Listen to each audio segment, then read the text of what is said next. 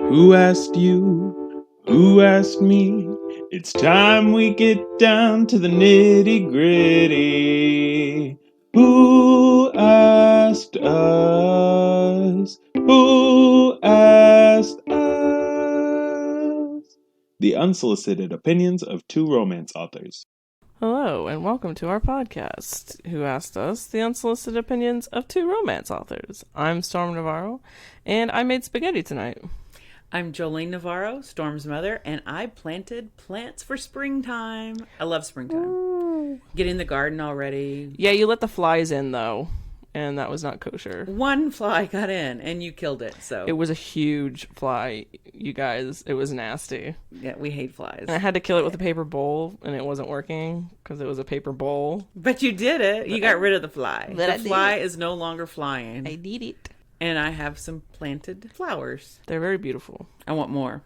So I have to get the garden prepared and start planting Give that. the people what they want. I want more plants. She wants more plants. Give them plants. And we're getting everything ready for the wedding that's in 18 months. Oh, yeah. You did a lot today. You got your taxes done. I got my taxes done. We paid. Had a reunion. Oh, actually, that's the highlight of my day. That was so. I do this thing out in Canyon, Texas, at the West Texas A&M College. It's called West Texas Writers Academy, and we do it every year, except this last year because of COVID, they canceled. Yeah, I've gone to West Texas a few times. Yeah, and I started off as a student, and then I became one of the teachers. But today, what she did, I thought it was really fun, is she's invited all the teachers to come one weekend. I started off this weekend and have reunions with our classes. Since we didn't get to meet last year, and we are going again this year in June. So I'll have hopefully my class back. So we did a reunion, and we had people show up, and we're all writers, and we all know each other because in West Texas, you basically spend a week locked together in a dorm, and then you write and plot and creative, and it's this incredible community that you develop of all very creative writers. Not all romance. There's the different genres, so that's always kind of fun. That's where I've met some of my lifelong mentors. It's very productive and creative. Yes, and it's a great example of how community can shape your career. Mm-hmm. Speaking of communities, you have. I do. Okay, now to be serious, I really do believe that surrounding yourself with people of a like mind is going to fulfill your goals for your future, right? Yes. Writing is a very isolating endeavor because it's just you and your brain. It can be, yes. Yeah, your brain, and your paper or your computer, however you write, your dictation. So you have to create communities, I believe. Mm-hmm. I mean, and this isn't something that just writers need. I think as an art teacher, one of my favorite examples is from 1800s, where the Impressionism started in France, right? And it changed the art world it changed the world and the way we look at art. And it was Café Guébois? No. Guébois. Guébois. Café Guébois. Café Guébois. You gotta throw your head back a little. Guébois. Give it some French attitude. Yeah, Guébois. Guébois. Guébois. So, yes, the S is silent. I do know that. But yeah, it was Monet, Degas, Cezanne, and it was all these now famous artists. But I mean, their work now, when people do it, it's like old style, right? It's like cliche. But they were doing it brand new, and they were challenging each other, and they were debating and arguing and pushing each other to do better. They're very passionate about the art world and what changes they wanted to see from the old world to the new world, the old standards.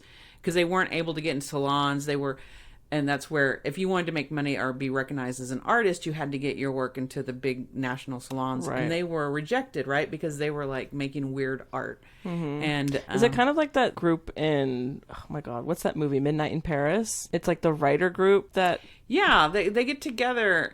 I can't remember who. It was like Fitzgerald and... Hemingway. Right. So they kind of, Picasso. I don't know. I don't teach that, so I don't know. But true. I think it's the same type of idea. Yeah, C.S. Lewis, and he had a group of people that he hung out with. Yeah. That were writers. Yeah, usually if you look at, there's C.S. Lewis and Tolkien were friends. Yeah. And debated all the time. They actually debated about religion and fiction, if you should symbolism or be more upfront with it. And they argued and debated about it. That's what good creative people do. We push each other. You have to find those like-minded people. Yeah, that also will create this energy of creativity. So you are pretty young still. You're in their 20s. As a writer, this just beginning, I know from an early age, you kind of sought out certain communities and built on communities. What are some of the ones that influenced your writing the most, wanting to be a professional writer? The one that influenced me the most, I'd have to say, is it's a long story in how I got into it, but I got into online writing role play. Oh, I remember you were obsessed with the books. Maximum. Okay. In middle school, I was obsessed with Maximum Ride. Yes. So I went online, found a Maximum Ride website, which was hosted by Ning.com, where you can make your own website on there. Are they still a thing? I think so, but it's kind of different than what it used to be. Well, everything is, yeah. Yeah. And they had a forum where you could role play. Like, you'd post, like, you create a character, you post your entry post, like your character's description. So you became the character that you created. Yes. So you were writing a POV, deep POV of a character. Yes. And so it was kind of like fan fiction because we basically took the world of Maximum Ride and created our own characters. Oh, okay. In Maximum Ride.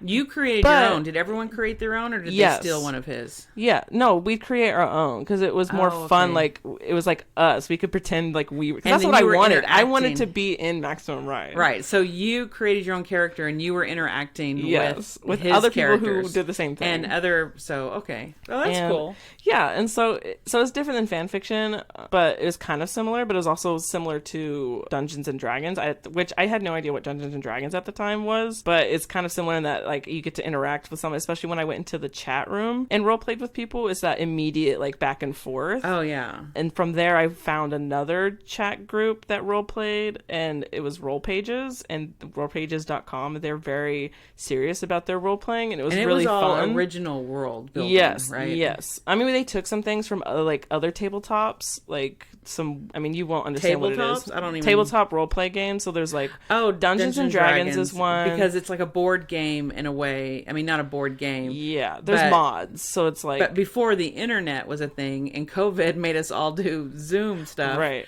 They would play out with little figurines, right? You'd have figurines and you have to die. Yeah, and you could use mods, which is like someone wrote a mod like from the organization, like Dungeons and Dragons. Mod is short Usually for... it's Wizards of the Coast. Mod is like a modification. Oh, okay. So it's like if you're a new dungeon master, which is someone who controls the game, you can take a mod and it's a story that's been written and you can follow along, but the characters in your game, like the people who are playing in your game, make the choices and you kind of help like guide them as the narrator towards like following the story. Oh, okay. But they don't know what the mod is. So the characters have freedom within the with world. Their choices. Yes.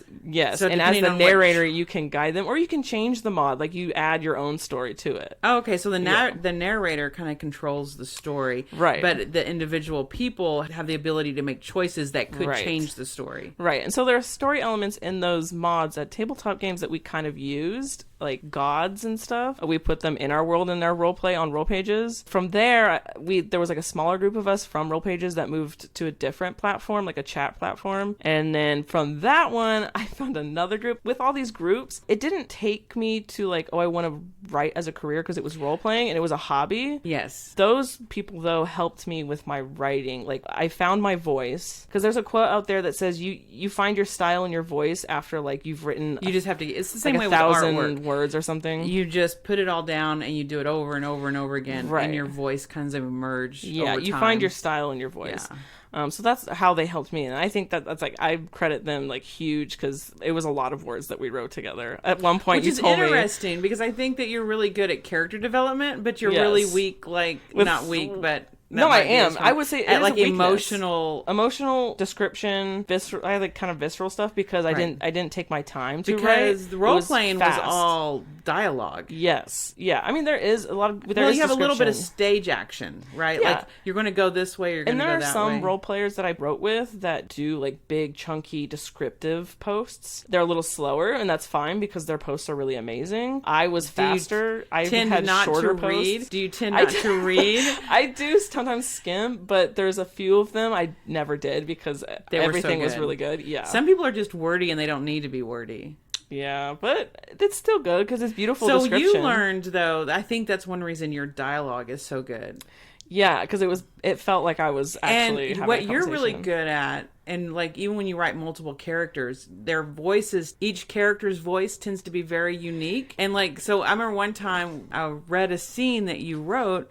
Yes. And it's like 6 people, and you didn't really have tags in there. didn't. And I could figure out pretty much Because their personality came out through right. what they said. What they said was, "Oh, that's They're like, oh, that's what he would that's say. Dan or Daniel Yeah. or that's Yeah. Ethan," or I could Eli, tell. yeah. I could tell who they were by their reaction to the other characters and what they Yeah. said. I like the banter. Yeah, you're really good at that. So that's where that comes from, because you did that so much. Yes, yeah, and I would play multiple characters at the same time while I was role playing, which is not easy. But Now, are those communities still a part of your life? yeah, there's a few of them that I kind of check in on them, but we're not in touch as much as we used to be. And I still care about them. I mean, that group, there was kind of like a small group, but it was larger than the one I have now, that they helped me get through school both times. Like Trinity and When you Seton went back Hill for when I your went for my master's. especially the master's, because that one was a lot of writing and editing and getting critiques and being like, I have to stay up, guys, I have to write 25 pages and it's due tomorrow, and they're like, you can do it. And sometimes they would help me edit a little bit, like they would be, I was like, I need help with this pitch, like, does this look okay? I remember one time I was looking for a way to say something. That was my, okay, so from that regular kind of medium group, there's like 4 of us or 5 of us. Yeah, so there's like 5 of us, and that's like my writing group from my online group. Like all of them want to write a book and like be published. That's like their desire to be in the industry. And from that group, when you ask me like, I don't know how to say this, I want to say it in a different way. Right, it was a cliche, And I'll ask I needed, and I them- can't remember now what it was. It was something about like his heart was bleeding, Yeah. or something. I'm like, that's such a the way I said it So was such a cliche. Yeah, but how do I say it? And so you said, "This is a cliche. How's another way to say it?" It was like, oh my god, these are so good. I like wanted to keep all of them and use them in different ones. Yeah, most of the time it's Patrick. And that was Patrick, right? Yeah. Which I met in New York at your first book signing. Yeah, he was there. Yeah, he was cute. Yeah. He snuck. Did you know that he snuck in before people were allowed to? Because there's like a specific time that they open the Yeah, doors. they get it's okay. So at RWA, there is this book signing with 400 authors, right? romance authors. Yeah, it's all romance authors, and So the readers take it very seriously. and they will be in line. I remember when they were here in San Antonio, and I told some of my friends who were going to go, I was like, if you're going to get in line to see, because also you can buy books and the authors have books and they Yeah. signs, and it all goes to charitable. It all goes to literacy foundations. But you have to get in line. Say we open at 6:00, you need to be in line that morning in order to, because a lot of the books they run out of books. Some of the authors run out of books. Right. I personally have never ran out of books, but I did. You did. I did my first time. That's right. Well, Not to brag. we won't talk about numbers of books, but Oh yeah, it was 10. I'm fine but with still, that. that's good. I mean, I think I had one book signing where I only sold 2. So I think probably 7 or 5 is the most. Anyway, and it's like thousands of people in line. Yeah. And so it's a huge hall with 400 authors set up, and it's Yeah. crowded with people. And they're really there's strict like about- big names will be there. Yes, the huge names. So they that's put who them they're along like the really wall. going to see. Right. And then us other authors that some people might know us, Yeah. but we're mean, not. they'll walk around because they like. Yeah, seeing we're all put in new authors. alphabetical order in aisles, and then the big names are On the along sides, walls, yeah. so that they can have large lines. Yeah. So he came in because it was like it opened at 3 So they're really or strict something. about the author can come in early, and the author might have an assistant. Yes. So, but they keep the doors locked other Until than it's that. time, like the exact time. Okay, so I should correct myself. He didn't sneak in. He just walked in, and I was like, "What are you doing?" I was like, "You came in early." I was like, "Did they try to stop you?" He's like, "Oh, I just walked in." He didn't know that there was a Because in New wait York, time. there's fewer space, so they have everyone waiting on one floor. And because we're at the Marriott at Market Square, that would be San Antonio. We're at the Marriott at Times Square. Times Square. Square. You just said The square. square. The square. Times Square. Times Square. You know so that place. They have chairs where everyone can sit and wait. And that's on another floor. And then once they start releasing people, the authors are on a separate floor because there's not enough room to have the people waiting and the book signing on one floor. Right. So he must have come straight up to the author's floor. Yeah. And maybe because he's a guy, no one questioned Right. him. And they Yeah. just assumed he was with one of the authors, because it's 99% women. I told them, I was like, just pretend like you're my assistant. Like, go get me water. So he got me water, and I walked around. Yeah, he came over and talked to me. Yeah. It was cute. Yeah, he's cool. I liked him. He's an amazing writer. So that's the community that you started building early on in your career. Yes. Now, during those roll pages days, there's 3 stages to roll pages for me. Because it's all the same people, but it became 3 different groups. Like, and became smaller each time. Somewhere between the first phase and the second phase, you started taking a writing career seriously. So when I decided, because both of my parents died early and suddenly, and I was approaching 40. I was in my late 30s, and I thought one of the things I've always wanted to do is write, but I didn't believe I could because of the, dysgraphia, and I didn't know anyone who was published. I read like crazy, but I didn't know anyone that wrote professionally. And then, of course, your dad was super supportive, and he's like, other people write. Why can't you write? And I'm like, because I can't spell. I don't know what to do with commas. But anyway, so I thought, well, the first thing, I'm a researcher, right? Yes. So instead of just doing something, I have to learn about it first. So I went online and I found a organization. I put romance writers in, right? Or I put how to write a romance book. That's probably the first thing I did is how to write a romance book or how to publish a romance book or something along that line. Right. And I did get a lot of, I think it's called America Publishing, which is a vanity press. And they like, oh, yeah, send us a sample. And then we can, print your book. And it all seemed a little weird to me. So I'm like, and they're editing. I don't know. It seemed very strange. So then I found Sarah, which is San Antonio Romance Authors. Which is a branch of RWA, which is Romance Writers of America. So they were hosting, actually, I live in Boerne, not San Antonio, right? Right. But they were hosting a workshop, like a weekly workshop or something. And it was like maybe once a month, but it was called Build a Book. And it took you from the beginning, like, I don't know what to do, to I'm published. And now what do I need to do? Marketing, right? And you were like, heck yeah. I'm like, this is perfect. So I signed up and I went, and it was... Is that where you met Sasha? Oh, later. She was still living up in that's right. She's another in Dallas? area. Yeah, she's from the Dallas area. So, no, the first people I met was Linda Carroll. She signed me in, and she was super nice. Someone I'd actually read was Pamela Morrissey. Oh, yeah. And she was one of the speakers. Love so I was her. like, oh, that's like a real author.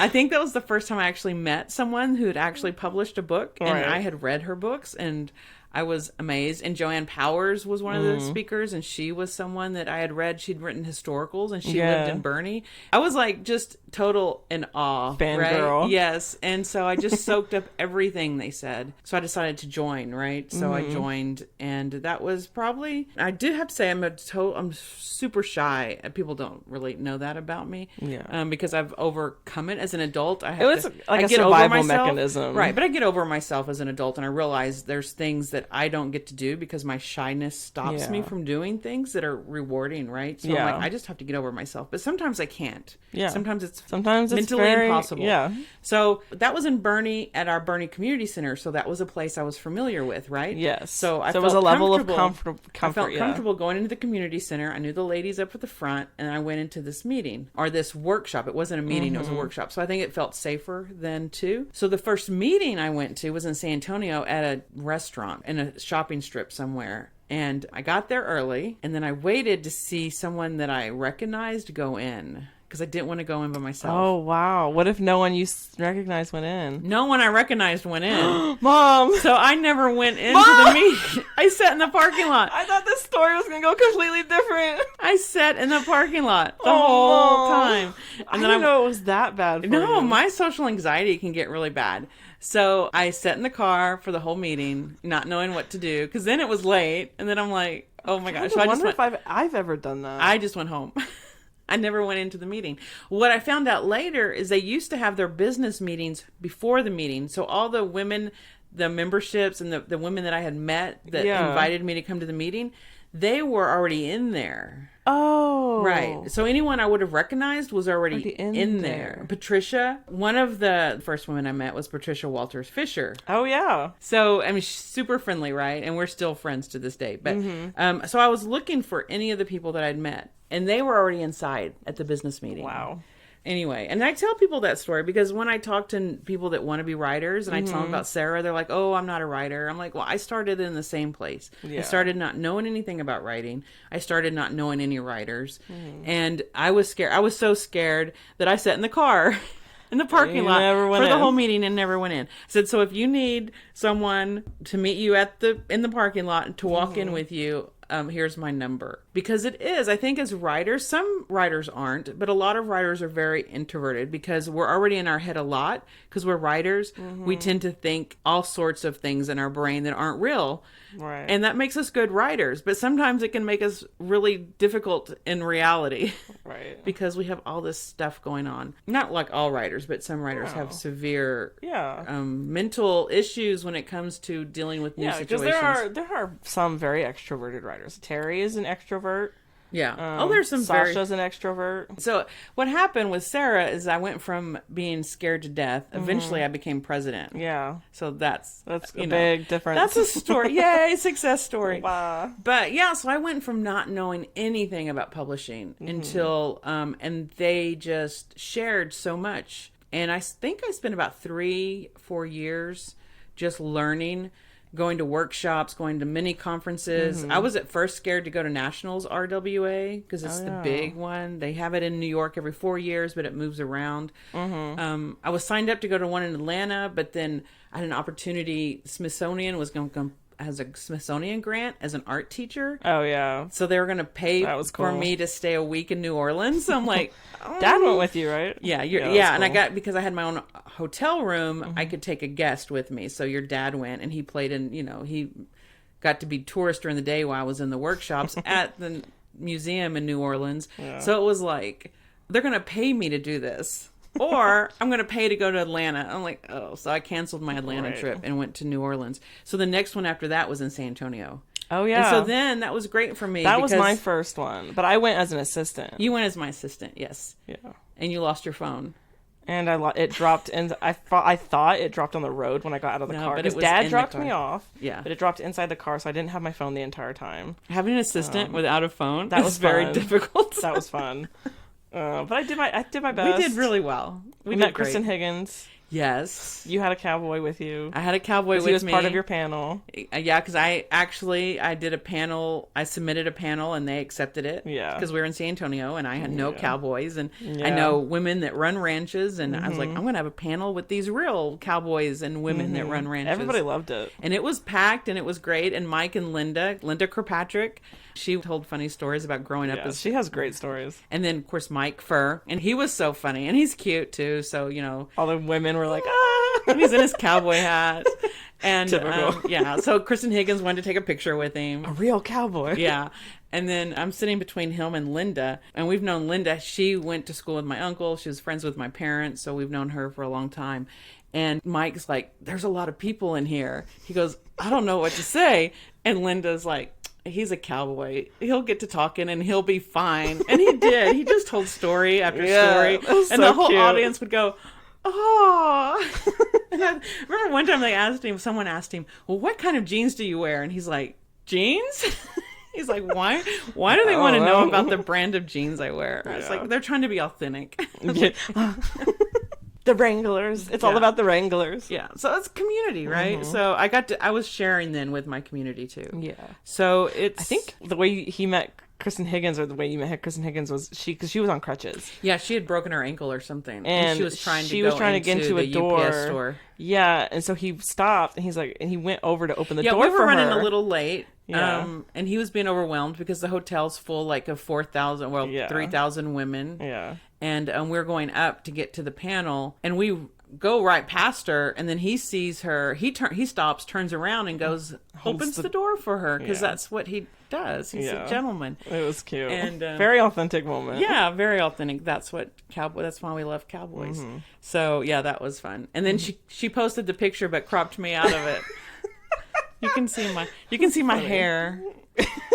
I think I saw a comment on Facebook. They were like, "Who's the lady you cropped out?" Yeah, because Kristen posted it, and she had thousands of she felt bad people. afterwards. I don't know if she felt bad, but she did send me an arc, so that was okay. She did. We love you, Kristen Higgins. Not that you're listening to this, but whatever.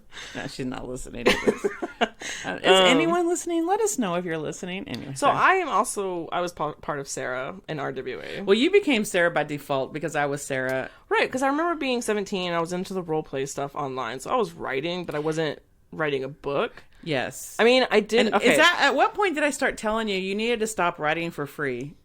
there was it was in between that moment when you started taking your career more seriously. Yes. I did start writing a book when I was 13. Do you remember that one? We're not going Yes. to talk about it. We're just Why going to not? mention it because it's embarrassing. I was 13. It was so cute. I was her 13. dad hits her with Oh a bus my and she's God. dead. So it's her It ghost wasn't- telling the story. It wasn't really my dad. It was an angel or a demon that looked like my dad. I can't remember. It's been a long time. Someone that looked like her that was dad supposed driving to a be- school bus. That was supposed to be like a surprise later. You twist. You find out it wasn't really her dad. It was it was a demon or something. I don't know. But yeah. Demon rolled you over with a school bus.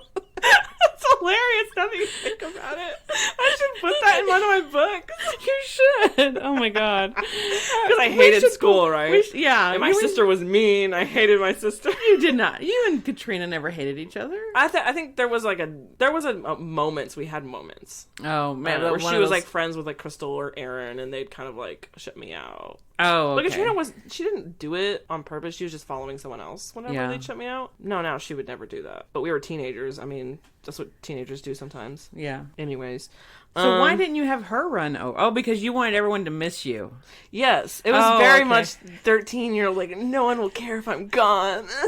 I'm gonna show you. I'm I'm show gonna you. die, and then you'll all miss me. Ha ha. I'm gonna be I was gonna be an angel and like save the world and stuff. It wasn't me. It was a character named Rain. So it totally wasn't me, Storm Navarro. It was Rain. I'm pretty sure her last name was like Navarro or something Navarra's. Spanish. It was Navarra's. I It was don't Rain remember. Navarra's. I still Nothing in common with Storm Navarro. I still have the little spiral notebook I wrote it in. Oh really? It's horrible. No, I'm gonna burn it one day. No, you can't burn it. I Yes, want to read have it. to. I I'm gonna read it. publish it one day. No, but anyways, that was myself, and that was depressing, right? That's a sad story. Mm-hmm. Little girl gets ran Well, it's over. a very. I remember subbing for the art teacher at one of the middle schools. Yeah. She did art, and she was a lot like me. She had an art degree and an English degree. Mm-hmm. So she taught the art and she taught creative writing. And she told me, because I was going to sub for her for like a week, and she goes, "Do not freak out over the middle school's creative writing." She goes, "All of them have to do with suicide and abusive parents or being killed in car wrecks." She goes, "They're all brutal and really depressing, but it's okay because they're just middle schoolers and that's what they write." Yes, it's how they vent their Yes. emotions. Yeah. Music and writing and art, which I think is why the fine arts are very important. Oh, I totally agree. Find your community. Yeah, in the community, definitely. That is where a lot of people who feel like outcasts find their found family tend to find their That's found why family it's so in important, creative. I think, to develop these communities. And if you don't naturally Or sports. Anybody, any Well, any community, anything Yeah. that you want to be a part of, if you want to garden or if you want to, whatever it is, ceramics, I mean, you have to find like minds. Your dad used to play basketball every week, and because of the gyms being closed, he doesn't have that connection anymore, and it's driving him crazy. He's like, I really need to I find. didn't even think about that. Right.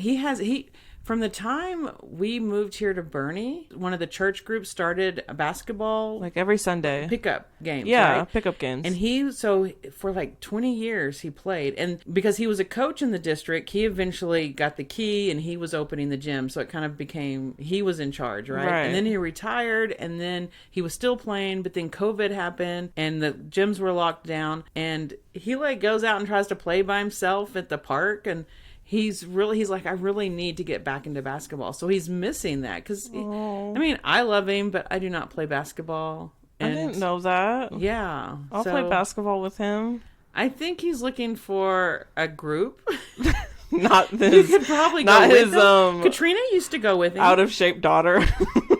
Katrina used to go with him. Yeah, but she lives in Leander. I know, but what I'm saying is he wouldn't mind if you went with him, but he really wants to find that group again. Oh, I don't want to play with other people. Just Dad.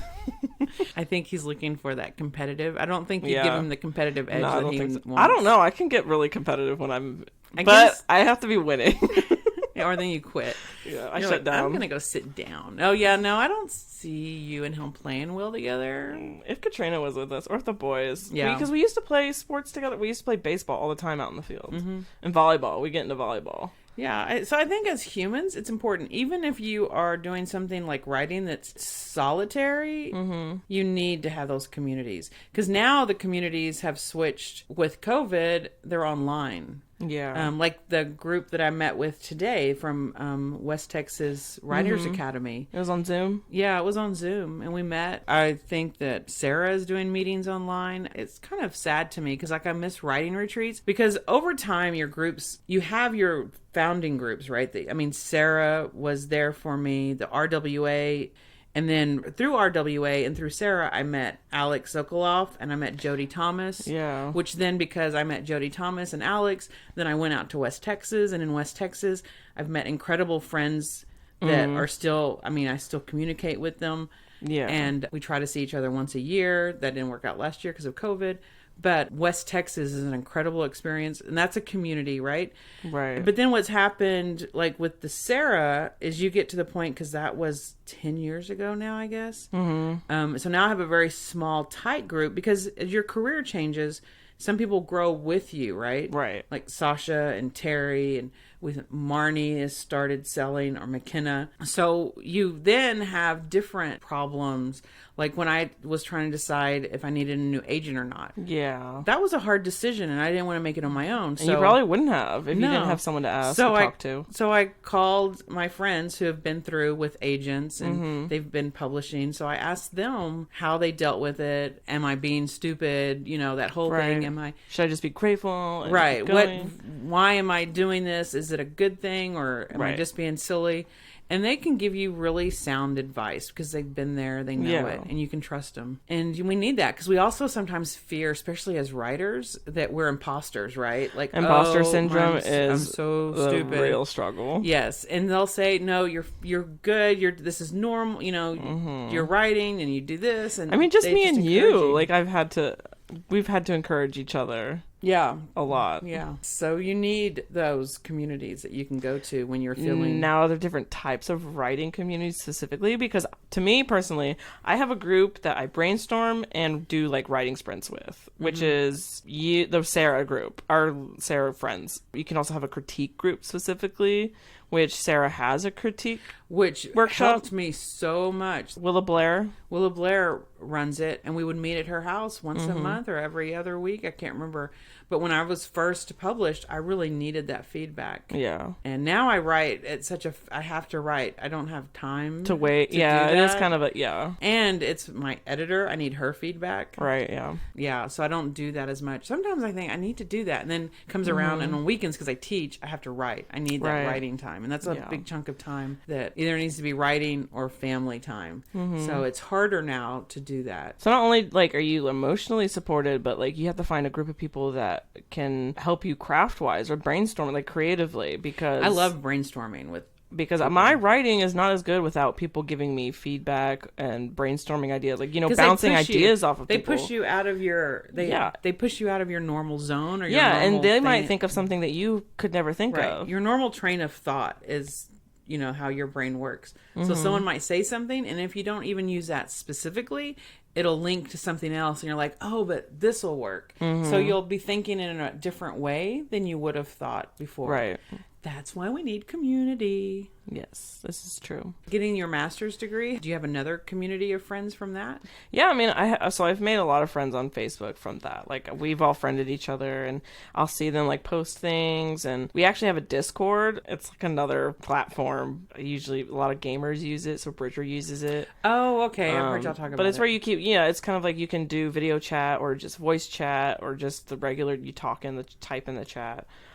So we have a Seton Hill writing popular fiction channel on Discord. So I keep in touch with them through there, and some people post if this is a writing job, someone's looking for a ghostwriter, or someone will ask about romance writing, what's everyone doing, stuff like that. I'm an alumni, so a lot of them are new students, so they'll talk about the program, they're talking about homework and stuff. I can give advice. like, what did I learn? But most of the time they're talking about currently, like, what's going on. So that stuff I kind of just, like, leave alone. But I have 2 friends, Lonnie and Brianna. We have a little Facebook Messenger chat, and we talk all the time. Me and Lonnie are agent siblings. We have the same agent. Really? Yeah. Oh, yay. That's fun. Lonnie is so much better than me. Well, no, you can't say that. We cannot compare ourselves to others. This is true. But Lonnie is amazing. I'm excited for her book to come out. And what is She it? writes speculative fiction, so it's kind of like I don't want to label it wrong. It's gear punk, magic, Alternative. It's kind of like an alternative universe, like reality. Timeline? Yeah, it's kind of like fantasy world where But it's kind of like grounded Earth here. Like it's but kind of little... it's basically based off of the city that the character goes to is kind of like New Orleans, except it's not New Orleans. Oh, okay. But it's basically New Right. Orleans, but it's really cool. It's gear punk, but with a magic element. It's like you use the magic to like get things working instead of steam. What's your update? Did you turn your manuscript into your agent? Yeah, I did. What are you doing? I finished my 3 chapters that you read out loud. Okay, I have to say that I think from now on, I'm going to write something and I'm going to make Storm read it to me. Out loud? Yes, because God. I came in and I'd written my first 3 chapters, which I'd rewritten this after talking to my editor had a really good point. My hero was a private investigator and he was following the heroine. And she's like, well, the problem with that is he knows everything about her, so she can't have any secrets from him. Mm-hmm. And really to build conflict and to build, suspense, there has to be like, oh, is he going to find out? Oh, is she going to tell him? Mm-hmm. But if he already knows everything, then it's kind of like you're making it harder for yourself to write the conflict, right? Yeah. So I'm like, well, that's true. She says, I think you should make him the sheriff, and he's suspicious about this girl in his town. Mm-hmm. So I'm like, oh, okay, that works. Which meant I had to completely rewrite because a private investigator that knows everything, I had to change him to a sheriff that didn't know anything. Mm-hmm. So I had to completely, like how they run into each other is different. Everything was different. Everything was different. So I had to completely rewrite it. Some other things I changed, and so I rewrote it 3 times. And finally, Storm, I finished it. Storm said she'd read it. I came home. She's like, oh, I didn't have a chance to read it today. She goes, I'll read it now. So I was making dinner, and she started reading it out loud. I didn't ask her to. She just started reading out loud. And then I was sitting down with her, and so we could change things immediately because I'd hear it, right? Because I usually have the computer read it to me. Mm-hmm. But it doesn't have inflection. Anyway, so when she was reading it, she would even say, well, this doesn't make sense. And hello, dysgraphia. And so we'd rewrite the sentence right there. I can't get the computer to do that for me. So I'm like, okay, this was the best edits. 3 whole chapters. She read 3 whole chapters in one setting. My voice hurt afterwards. And it was really good. We edited as we went, and we could hear it and reread it. Yeah, so we could do 3 chapters a night. I usually have about 15 chapters. So that's about a week. Sorry, I have COVID. Best editing ever. Well, of course, I'll find out when I send it to my editor what she thinks. Oh, yeah. I might be totally off. I'm not a great editor. But this is why we have to have community. But it was fun and it was helpful, I felt like. It was very helpful, I thought. Mm-hmm. So do stuff like that. Even if it's just one person, find your group, find your community. Speaking of communities, are you going to West Texas Writers Academy this summer? I am. I'm super excited because it was canceled last summer, and we actually moved it back this summer. It's a little because I wasn't going to be able to make it because because we took more weeks off because of COVID, so we had the kids out anyway. So it messed up our school schedule. So I will be out. I'll be going to school until June the 17th, which is really late. So West Texas pushed it back. Is that my anniversary? Yes, that is my anniversary. Happy anniversary to me, the last day of school. Anyway, that's never happened before. That's weird. That is weird. So, but I'll be teaching going deep in creativity, and it's basically everyone brings their own project, and it's alumni. My class is open to alumni that have been in Alex's class and such, and they bring their manuscript, and in a week's time we deep dive into it and they plot it out or they revise it, whatever they need to do. We do that. And we go deep into our creativity, and it's really great. Sasha is going to be teaching a class the first time this year, and it's about plotting. So if you are interested really seriously in writing, this is a great community to be a part of. And it's West Texas Writers Academy. You're in the dorms, you're on the college campus, and you do nothing but hang out with writers. They have, in the dorm we stay in, actually it's a really nice dorm, and in the dorms they stay in, and everyone has their own suite and their own bathroom. Yeah, so it's they're really doing a lot of nice. COVID. So you're not sharing a room with someone. You're not even sharing a bathroom with someone. Right. So it'll be very COVID safe. So you're in the dorm, right? And you're on the campus. Yeah. And your classes are so you walk from the dorm to your class, and then that's it. We're together 24 for that whole time, 24 hours. We're all together. Yeah. And they have in the dorms, they have a hall called Buff Hall, because it's the buffalo is their logo, so it's Buff Hall. So there's always jokes about staying all night in the buff. So yeah, it's stupid. It's a dad joke, but yeah, and we'll get all together, even if you're not in someone's class. Because the classes are small, they're like 5 to 10. I think the biggest class is 12 people. Yeah. And so you get a lot of one-on-one attention. You get a lot of your manuscripts gets a lot of attention. It's just amazing. Jody Thomas will be there Wednesday night talking. I think they're going to have a literary lawyer that's going to be there talking about copyrights. Right. So it's just incredible. It's an incredible stay with nothing but authors. So you have to experience that at least once. Yeah. So that's one of my favorite communities. It's where I met Alex, who I consider, she doesn't, I like stalk her. She's my mentor, story structure wise. Jody Thomas, incredible. I do have one of my best memories when I realized that I actually might be able to be an author is Jody Thomas would make one-on-one appointments and in her office, because at the time she was author in residency at West Texas A&M. So she had her office there. And I had an appointment to meet with her, but she was still talking to the girl that had the appointment before me, and Linda, which I know Linda now because we've been in classes together. But Linda was a brand new writer.